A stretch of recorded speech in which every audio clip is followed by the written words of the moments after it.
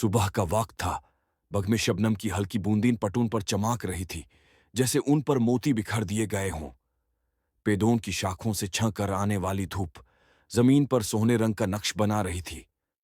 हवा में फूलों की मीठी खुशबू घुली हुई थी, जो सांस के साथ दिल को भी सुकून दे रही थी। दूर कहीं से चिड़ियाओं की चहचहाट आ रही थी, जो बग के सुकून में एक जिंदा सा सुर मिला रही थी। इसी मंजार के बीच अल्लामा इकबाल अपने हाथ में एक पुरानी लकड़ी का असा पकड़े आहिस्ता आहिस्ता चल रहे थे। उनकी चल में एक ठहराव था, जैसे हर कदम किसी गहरी सोच का हिस्सा हो। उनकी निगाह कभी गुलाबों पर पड़ती, कभी पेड़ों के पत्तों की शफाफ हरियाली पर। अचानक एक हल्की सी खुशगवाह उनके चेहरे को छूकर गुजरी और उनका ध्यान आसमान की तरफ गया। उनकी आंखों के सामने एक बड़ा सा झुंड परिंदों का था, जो एक साथ एक ही रास्ते पर बहुत बुलंदियों की तरफ उड़ता जा रहा था। आसमान का नीला रंग और उन परिंदों की आजाद उड़न एक ऐसी तस्वीर बना रही थी, जो सीधा उनके दिल तक उतर गई। इसी लम्हे में उनका एक करीबी दोस्त सेफ्ट कुर्ते और पगड़ी में बग के दूसरे कोने से उनके पास आया।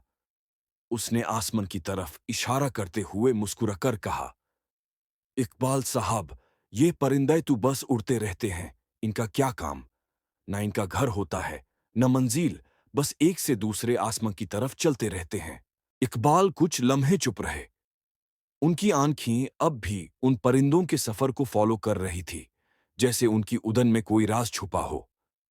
फिर उन्होंने अपने दोस्त की तरफ देखा, हल्की सी मुस्कान के साथ कहा, दोस्त, तुम्हें लगता है इनका कोई काम नहीं, लेकिन इनकी जिंदगी का असल पैगाम यह है कि इंसान को अपने मकसूद की तरफ लगातार बढ़ना चाहिए। जो रुक गया, वो मंजिल से पहले ही हार गया।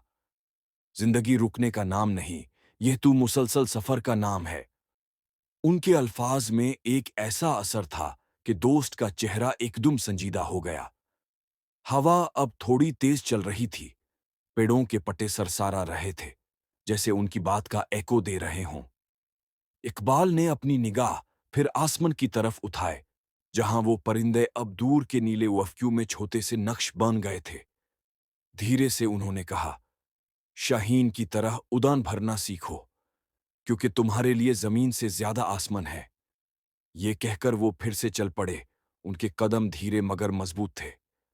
दोस्त उनके पीछे चल पड़ा, लेकिन उसके दिल में अब एक नई सोच का बीज बोया जा चुका था। दूर आसमान में वो परिंदे अब भी अपने सफर पर थे, जैसे इकबाल के लफ्जों का जीता जागता पैगाम बनकर। बग का सुकून, हवा का सरसराहट और परिंदों की उड़ान, ये सब मिलकर उस सुबह को हमेशा के लिए यादगार बना गए।